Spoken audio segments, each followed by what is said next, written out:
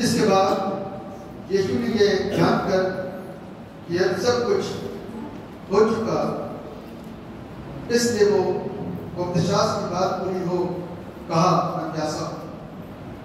और वो सिरके से भरा हुआ बर्तन धरा था, सो उन्होंने सिरके में भिगोए हुए स्पंज को जूफे पर रखकर उसके मुंह से लगाया। जब यीशु ने यह सिरका लिया। अभी अपन लोगों ने देखा कि जब यीशु मसीह ने इस बात की अनुभूति करी कि पिता उसके मध्य से, उसमें से और उसके बीच से चला गया, और उन कष्टों को जब उसने एहसास किया, तब वो शारीरिक रूप, मानसिक रूप से प्रताड़ित हुआ। तत्पश्चात उसे हर एक चीज के अंदर हर बातें महसूस होनी शुरू हो गई, और वो इस बात को बोलता है मैं प्यासा हूं। क्या बोलता है? मैंने आपको बताया शुरू के 3 वचन इस बात को बताते हैं, the expression of love. Then another 3 words इस बात को बताते हैं, expression of pain, agony and sorrow. यानी कि उस दर्द, उस पीड़ा और उस दुख को दर्शाते हैं। पहला दुख इस बात का हुआ कि उसने उस अनुभूति को जो उस पर लगातार, उस सामर्थ को जो उस पर लगातार प्राप्त होती थी परमेश्वर पिता के होने के माध्यम से, उसके जाने से उसको एक सबसे बड़ा आघात पहुंचा, एक सबसे बड़ी पीड़ा का एहसास हुआ। और दूसरी पीड़ा को हम और आप इस जगह पर देख सकते हैं कि जब शारीरिक रूप में वो प्यासा हुआ, और वो इस बात को बोला मैं प्यासा हूं। इस बात को बोला मैं प्यासा हूं क्योंकि उसे इस बात में एहसास होने लगा, संसारिक चीजें उसके ऊपर प्रभाव को बनाने लगी। संसारिक चीजें, मानवीय चीजें उसके देह के ऊपर, उसके जिस्म के ऊपर प्रभाव बनाने लगी। मैं इस बात को बताना चाहता हूं कि जब आप संसार में ऐसे घूमोगे, खाली घूमोगे, मस्त ऐसे ही घूमोगे, तो आपको जरूर दिन में सवेरे शाम को भूख का एहसास होगा, प्यास का एहसास होगा। लेकिन when you will in spirit, जब आप आत्मा में होगे और प्रार्थना में होगे, इबादत में होगे, संगति में होगे, आपको कभी भी ऐसा एहसास नहीं होगा कि आप प्यासे हो रहे हो या आप भूखे हो रहे हो। ये अनुभव आपके भी होंगे, ये तजुर्बे आपके भी होंगे, ये मेरा भी है। अब जब परमेश्वर की उपस्थिति में हम और आप रहते हैं तो ना भूख लगती है और ना प्यास लगती है। जब हम उपस्थिति से अलग हो जाते हैं तब हम इस बात का अनुभव करते हैं कि मैं प्यासा हो रहा हूं और मुझे भूख लगती है, अब सहन नहीं हो रहा। आप अपने ही लोगों में, अपने पड़ोसियों में इस चीज को देख सकते हैं, क्योंकि बहुत सारे लोग उपवास रखने वाले हैं, बहुत सारे लोग रोजा रखने वाले हैं, बहुत सारे लोग या अन्य सभी लोगों के बीच में उपवास और रोजे रखे जाते हैं, लेकिन वो रख नहीं पाते। उनके पास में, उनके लिए, उनकी सहूलियत के लिए उनके पास में देयर आर मेनी ऑप्शंस, बहुत सारी चीजें उनके पास में ऑप्शंस के रूप में है कि वो अपने उपवास को कैसे कंप्लीट करेंगे। मैं आपको फिर से एक बार शिक्षित करना चाहता हूं कि उपवास जो है ना, वो 2-3 घंटे का नहीं, उपवास में हमको बल मिलता है, ताकत मिलती है, शक्ति मिलती है। उपवास कभी भी अपने तरीके से मत रखिए, बाइबल के तरीके से रखिए, तब हम आशीष प्राप्त करते हैं, तब हम बल प्राप्त। इसलिए यहां पर देखते हैं कि यीशु मसीह को शारीरिक तौर पर प्यास लगी। ये पीड़ाओं का आरंभ हो चुका है यीशु के लिए। सबसे पहली पीड़ा, सबसे पहला आघात जब पिता का अनुभव उसको नहीं हुआ, पहली बात। और दूसरी बात, अब शरीर के अंदर है इतने चाबुक, इतने धब्बड़, इतने लज्जा, इतना अपमान, इतनी सारी बातें, और सूरज बिल्कुल ऊपर, बिल्कुल तना हुआ है, धूप और खून और लहू की धारा सब कुछ बह रही है। इसके अंदर हालत सूख गया उसका बोलते बोलते। तब वो कहता है मुझे, क्योंकि चिल्ला रहा है, इस बात का एहसास कर रहा, पिता, हे मेरे पिता, हे मेरे पिता, तुमने मुझे क्यों छोड़ दिया? वो और जब हलक सूख गया तो उसको प्यास लगी। जब प्यास लगी तभी तो कहता मैं प्यासा हूं, मुझे पानी दो, मैं प्यासा हूं, मुझे पानी दो। और क्या हुआ, वहां पर लोग जो बैठे थे जो उसे अपने बड़े प्रेम को जता रहे थे, पानी ना देकर के उन्होंने क्या करा, सिरका उसके मुंह में लगा दिया, यानी कि उसकी प्यास को और अधिक बढ़ा दिया, उसकी पीड़ा को और अधिक बढ़ा दिया, उसके दर्द को और अधिक बढ़ा दिया। मेरे प्रियो, यीशु मसीह कंप्लीट मैन था। इस बात को हम यहाँ पर एहसास कर सकते हैं कि उसको प्यास लगी, शारीरिक रूप में प्यास लगी, और उसने लिटरली पानी मांगा, लेकिन उसको पानी दिया। एक पानी प्यासे को ना मिले तो सोचो क्या हाल होगा।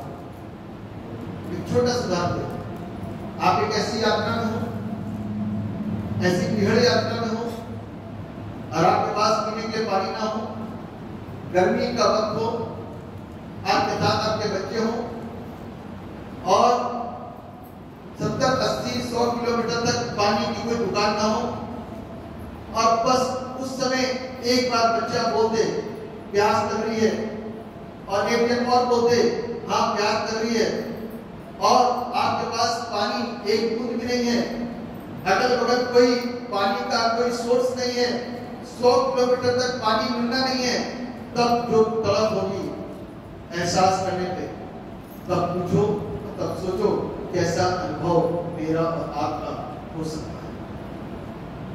यीशु को प्रताड़ित किए गए, यीशु मसीह को प्रताड़ित किए गए, और इतने समय पूरी रात को उनको इधर खींचातानी उधर खींचातानी, ये अदालत से वो अदालत, वो अदालत से वो अदालत, ये अदालत से वो अदालत, सब जगह घुमा रहे हैं, और क्रूस टांग दिया, इतना भारी क्रूस टांग दिया, फिर टांग दिया गया, फिर मारा पीटा, सब कुछ घायल करा गया। सब कुछ होने के बाद में तो प्यास तो लगती है भाई, इंसान उसको प्यास लगी, और पानी के बदले में उन लोगों ने उसको कुछ भी नहीं दिया। पानी के बदले में उन्होंने उसको सिरका पिला दिया, मुंह में जूते में लगा करके उसको सिरके को मुंह में लकड़ी से बांध करके दिया हुआ उठा करके उसके मुंह में लगा दिया। अब मुंह में से खून निकल रहा है, क्योंकि इतना लहूलुहान है प्रभु यीशु, इतना ज्यादा खून निकल रहा है कि जब इसको लगाया होगा तो वो भी जलन करा होगा। कितनी तकलीफ हुई होगी यीशु, वो सिर्फ मेरे और इसके लिए, मेरे और आपके लिए, वो हमसे आपसे प्यार करता है। क्यों? ये तो एक नजरिया था कि जिसमें कि वो शारीरिक रूप से प्यासा हुआ, लेकिन इसके प्यास के कई और रूप थे। दूसरा रूप ये था कि जो पिता ने उसको काम सौंपा था, पिता ने जो काम उसको जिम्मेदारियां दी थी, उन जिम्मेदारियों को पूरा करना भी उसकी एक प्यास थी। उस काम को पूरा निपटाना, उस काम को पूरी जिम्मेदारी के रूप में उसको निभाना, वो भी उसकी एक प्यास थी कि किस तरीके से मुझे परमेश्वर की इच्छा, परमेश्वर की मर्जी को पूरा करना है। जब आपको कोई मार्केट में एक टास्क मिलता है करने के लिए, जब आप कोई मार्केट पर करते हो, मार्केट टाइम में होते हो, तब आपको कोई टास्क मिलता है, सोचो कि संसार में लोगों के बीच में जाकर के अपनी चीजों को किस तरीके से आपको नंबर 1 बताना है, और एक अच्छा डिस्प्ले करना है, एक अच्छी एक्टिंग करनी है, एक अच्छा प्रेजेंटेशन करना है। आप कैसे करोगे? सामने से रिस्पॉन्स नेगेटिव हो सकता है, सामने से रिस्पॉन्स विरोध वाला हो सकता है, सामने से रिस्पॉन्स नहीं भी हो सकता है, आपको भगाया जा सकता है, आपको बहुत कुछ बोला जा सकता है, ऐसे रिस्पॉन्सेस आ सकते हैं। उस स्थिति में आप कैसे काम करोगे और कैसे काम करते हो? बहुत सारे लोग मार्केटिंग लाइन जल्दी से जाना इसीलिए पसंद नहीं करते, लेकिन यीशु इस पूरी दुनिया में आया और आकर के इस कलाम को दिया, इसके लिए कुछ लेकर गया। वो था जीवन, वो था छुटकारा, वो था चंगाई, वो था विश्वास, वो था अनुग्रह। इन सारी चीजों को प्रभु यीशु मसीह अपने साथ में लेकर गया, और अनुग्रह उसने मेरे रब के ऊपर किया। अनुग्रह के अंदर आता है छक्का करना, अनुग्रह के अंदर आता है आजादी करना, अनुग्रह के अंदर आता है छुटकारा देना। ये सारी चीजें उसके अनुग्रह के अंदर आई, और जब उसने ये काम किया तब भीड़ उसके पीछे हुई। जब उसने लोगों को जीवन दिया तब लोग उसके पीछे हुए। इस बात को पूरा करने की प्यास उसके अंदर थी। अब वो कैसे करेगा वो सोचिए। आप देखो कि वो अभी भी अपने काम को, अपने मकसद को पूरा करने में लगा हुआ है, अभी भी अपनी जिम्मेदारियों को निभाने में लगा हुआ है, अभी भी सारी चीजों की परिपूर्णता को पूरा करने में लगा हुआ है, ताकि लोग प्यासे न रहे और उसकी प्यास इस काम करने की पूरी रीति से मिट सके। तीसरी प्यास संगति की प्यास थी, जो पिता के साथ विश्वासियों के साथ स्वर्गलोक में अनंत काल की होनी थी, क्योंकि ये प्यास इसको दोबारा इसके एहसास होने लगी, क्योंकि पिता के साथ जो रिश्ता ब्रेक हुआ। दूसरी, विश्वासियों के साथ में संगति। अब ये संगति का होना भी इसके लिए एक प्यास उसके अंदर जाग उठी और वो प्यासा होकर के इन शब्दों को बोलता है कि मुझे प्यास लगी। ये प्यास के प्रारूप हैं जिस तरीके से वो प्यासा था, न सिर्फ शारीरिक रूप से परंतु आत्मिक रूप से भी, संगति के प्रति भी और धर्म और धार्मिकता की भी प्यास उसके अंदर जागृत थी। कि धर्म और धार्मिकता की भी प्यास उसके अंदर जागृत थी कि किस तरीके से मैं धर्म को बनाऊंगा और किस तरीके से धार्मिकता को पैदा। अपने आप को, अपने अस्तित्व को लोगों के बीच में रखना ये आसान काम नहीं होता। तमाम प्रकार के लोग होते हैं, उनके बीच में वो आपकी सुने, आपको समझे, आपकी बातों को माने, ये बड़ी बात होती है। हर एक व्यक्ति के बस की बात होती है, इस तरीके से सारी चीजों को कर सके और लोगों को अनोखी शांति देने की। जब लोग मरते हैं तो हम और आप सांत्वना देते हैं, बहन रो मत, भाई रो मत, बच्चों रो मत। कितनी देर की सांत्वना देते हैं? कुछ मिनट की। रिश्तेदार कुछ दिन रुक जाते हैं, कुछ दिन रुक जाते हैं रिश्तेदार, उसके बाद अपने घर जाते हैं। लेकिन जिंदगी भर की, एक साल के बाद जो आपको शांति देने वाला कौन था? कोई रोज एक साल तक शांति देने के आता था, कोई एक साल तक लगातार आपको चुप करने के आता था? नहीं। कहां से मिल रहा है सब कुछ? यीशु से मिल रहा है, उसके कलाम से मिल रहा है, उसके वचन से मिल रहा है। ये शांति को वहां से प्राप्त हो रही है, कहीं और से नहीं मिल रही।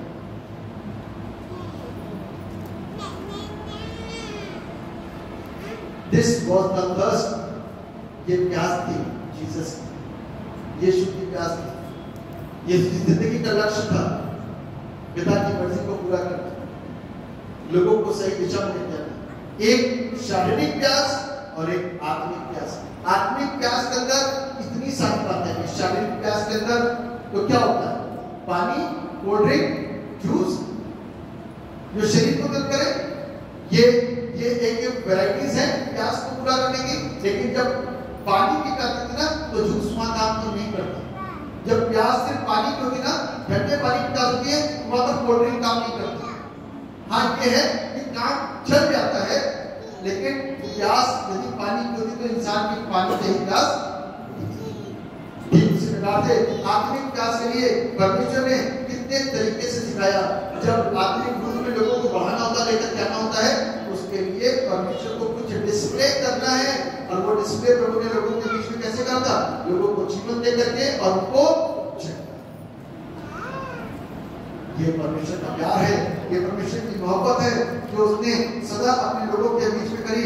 ऐसी स्थितियों में यीशु मसीह धैर्य के साथ में रहा। हम एक दूसरे के साथ में, धैर्य के साथ में एक मिनट नहीं रह सकते। वो धैर्य के साथ में रहा और कुछ नहीं बोला, जबकि सब कुछ बोल सकता था। आत्म संयम था, सेल्फ कंट्रोल था वो, और इतना सब कुछ करने के बावजूद भी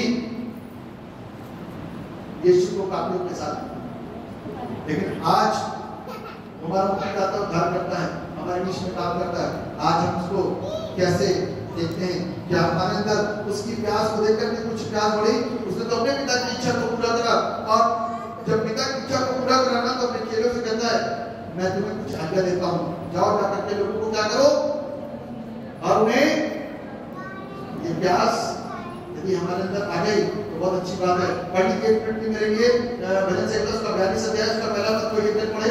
भजन संहिता उसका 42 अध्याय और उसका पहला पद क्या लिखा हुआ है? जैसे हड्डी नदी के जल के लिए हाँफती है, वैसे ही हे परमेश्वर मैं तेरे लिए हाँफता हूँ। इस तरीके की, जैसे कि एक हिरनी को नदी के जल की प्यास होती है, वैसे ही हमको भी हमारे परमेश्वर की प्यास होनी चाहिए। सवेरे भी, दिन में मौका मिले तो भी, शाम को भी, रात में परिवार के साथ में भी, और जब चलते हो फिरते हो हो, जाते हो, आते हो, हर वक्त में एक प्यास होनी चाहिए प्रभु के लोगों को कैसे बचाऊं और उनको कैसे संदेश दान करूं। परमेश्वर इस वचन के द्वारा हम लोगों को ब्लेस करें। और यहाँ पर वचन देने का मकसद सिर्फ ये नहीं है कि हमको 3 घंटे पूरे करने हैं कि अपने गुड फ्राइडे को सेलिब्रेट करना है कि बातों इन 7 मुद्दों के ऊपर बात करके, परंतु कुछ चीजों को अपने अंदर परिवर्तन के तौर पर लाना जरूरी है। ये यूं ही कहानी किससे नहीं हो रहे, अरे भैया 2 बजे हैं बस 5 तो निपट ही गए किसी तरीके से 3 बजे, है ना, अब 2 बज रहे हैं, वाली साहब वो भी 3:30 तक कर ही देंगे हैं। मेरे प्रियो, हमारी जिंदगी का लक्ष्य ये नहीं है। जब लोग प्रार्थना कर रहे थे तो इसी चीज को मांगते थे कि प्रभु कुछ नया चाहिए। ये वचन क्यों दिए यीशु मसीह ने? इसके द्वारा लोग बदले हैं और इसी के द्वारा एक बेदारी आई है और ये उसका लक्ष्य था कि लोग बदले, अपनी बुराइयों से, बुरे कर्मों से बदल करके सत्य की ओर प्रवेश करें। आज ये हमारी जिंदगी का लक्ष्य होना चाहिए। यदि ऐसा लक्ष्य होगा तो हमारी जिंदगियों के अंदर, परिवारों के अंदर बड़े परिवर्तन आएंगे और हम शिक्षित होंगे। आइए हम दुआ करें। मुबारक खुदावंद यीशु, जो हमारे कातिल शरीर पर प्यास की सख्त हसरत गवा रखी और इस तरह हमें सिखाया कि तू दुनिया की निजात का कितना प्यासा है। अपनी मुबारक हसरत के वास्ते हमारे दिलों में अपनी मोहब्बत की ऐसी आग लगा कि हम तेरे और तेरे जलाल के हमेशा ख्वाहिशमंद रहें और दूसरों को तेरे पास लाएं कि वह तुझ में अपनी आराम और तसल्ली पाएं और इस तरह तेरी प्यास बुझाने की कोशिश करें कि तेरे ही रहम से हो।